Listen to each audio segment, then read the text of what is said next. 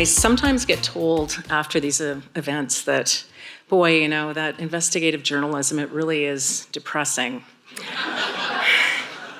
But a good friend of mine, John Wiles, who is here tonight, when I told him that story, said to me, "Yeah, but imagine how much more depressing the world would be without it."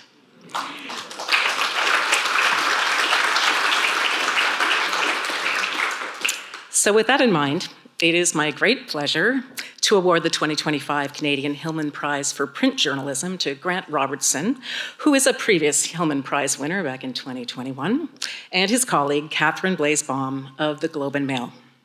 They are being celebrated for their impressive, exemplary, and truly timely piece of investigative journalism entitled The Algorithm.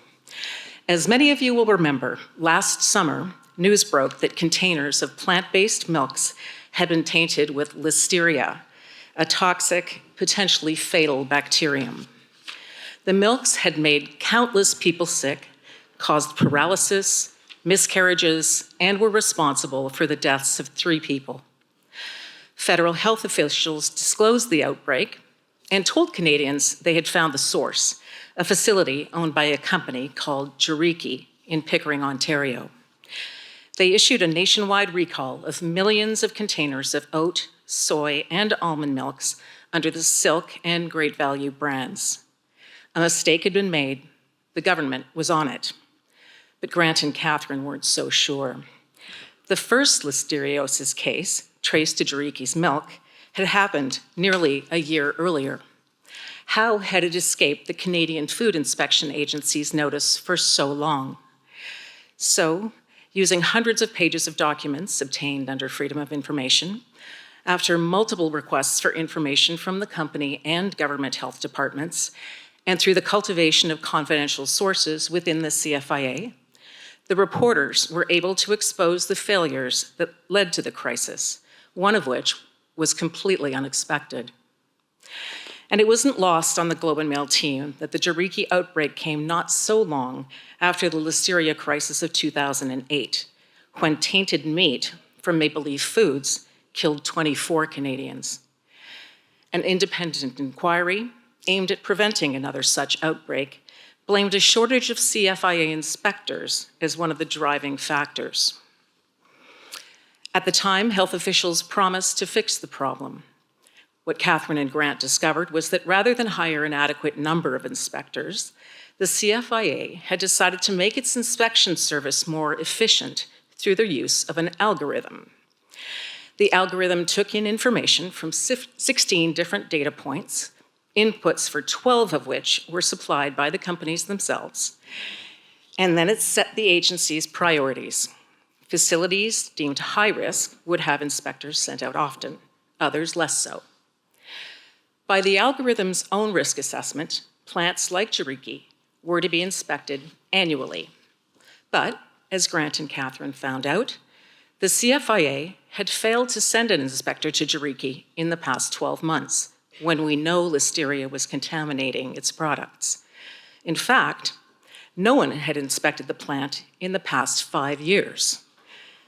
That was back to the same year the CFIA began implementing the algorithm. By any account, the algorithm didn't solve anything.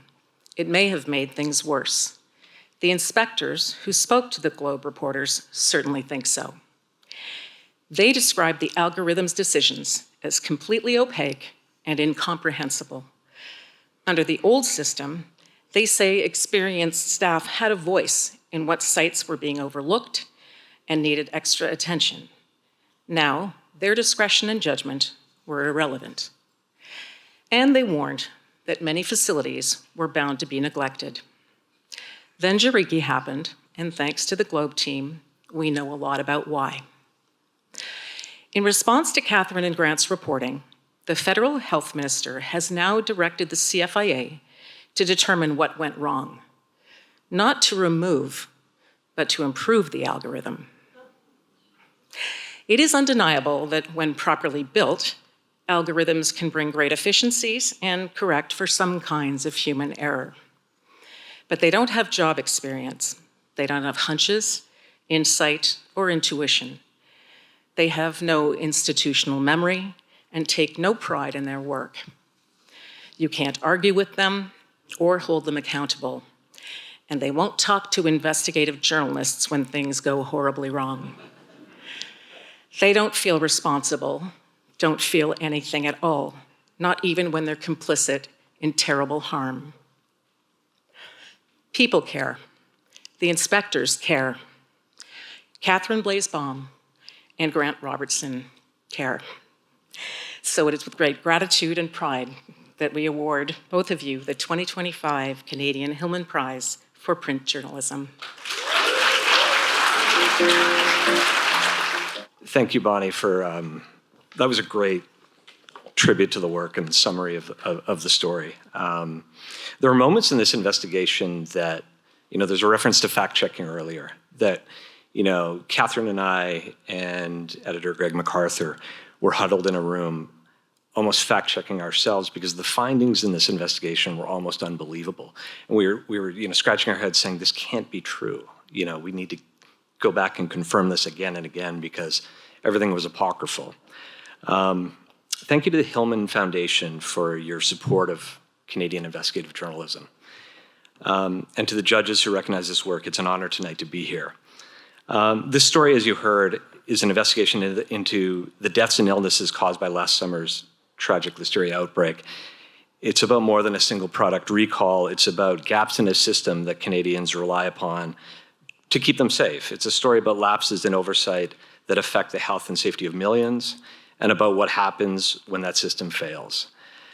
The investigation began with a single troubling revelation: the fact that for 11 months, listeria existed, a listeria problem existed in this plant just outside of Toronto. But how could this happen in Canada? We boast a food safety system that's one of the most sophisticated in the world. How could that be? That was our first question.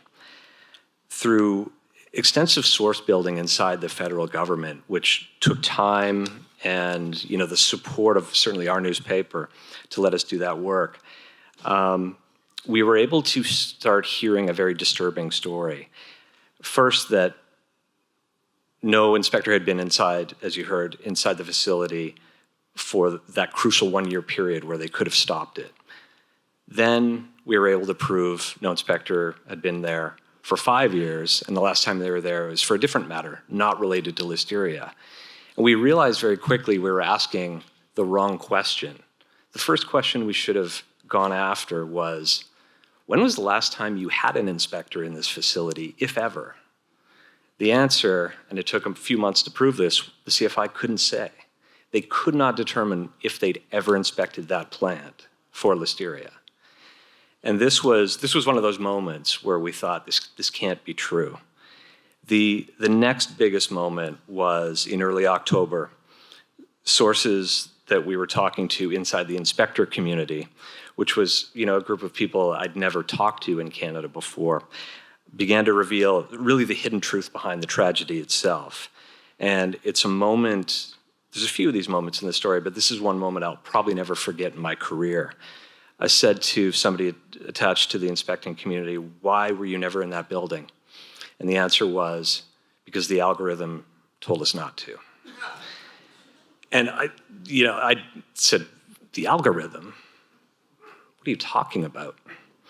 And that set us on a course for a few months of trying to figure out what the algorithm was, prove it exists, and figure out how it works, which was a remarkable period of reporting, certainly that led us down a lot of different paths. And as you heard, in a misguided effort to make the food safety system better and work more efficiently, the CFIA had gone to this algorithm in some ways to replace humans, and in other ways because they thought it worked better. But they had essentially outsourced oversight to a lot of the companies themselves. And so at that point, I think we came across one of the most disturbing findings, one where we're in that room and we're huddled and we're not sure to believe it. We thought, how many plants are there like this? And when we finally compelled the CFIA to turn over the data, it showed that there were more than 1,400 plants across Canada that have not seen an inspector, making food that goes into our pantries and our refrigerators.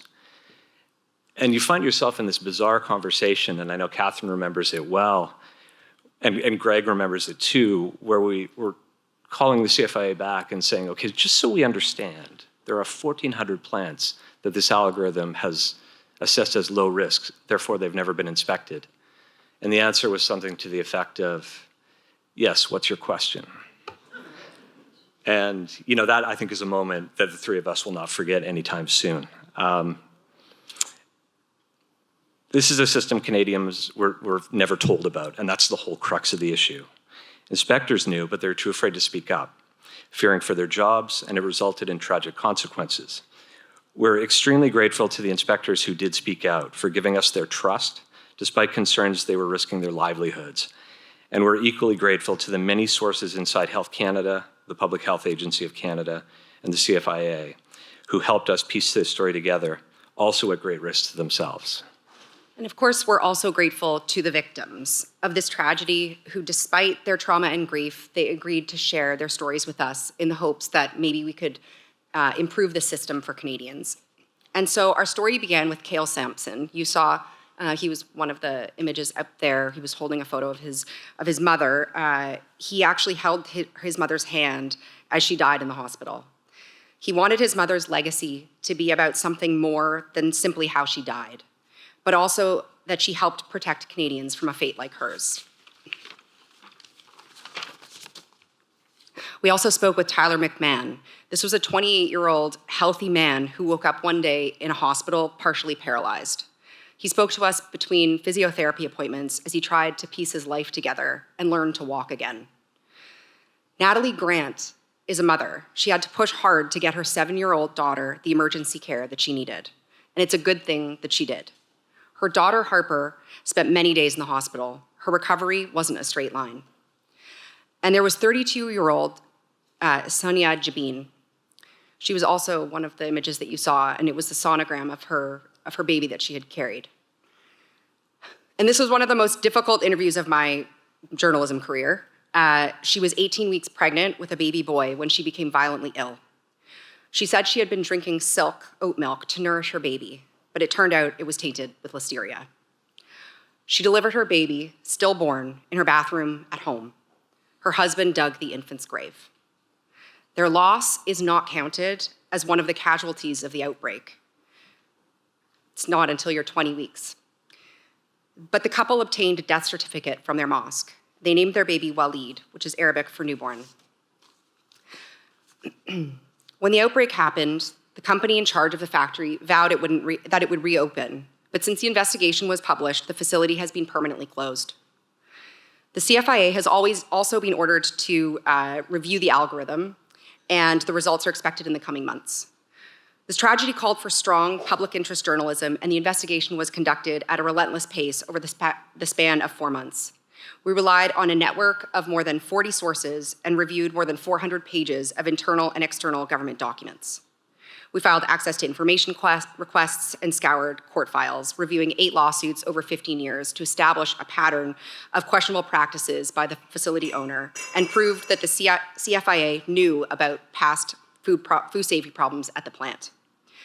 We want to thank our editors, including Micah Taube, the copy editor extraordinaire, and then, of course, Editor-in-Chief David Walmsley, Deputy Editor Sinclair Stewart, and Investigations Editor Greg MacArthur, whose oversight, encouragement, and steady hands helped make this investigation a reality. And congratulations to the other winners and those who supported their work. And thank you again so much for this honor. It is so inspiring to be in this room and to watch the video package and to just hear all the hard work that people are doing. So thank you so much.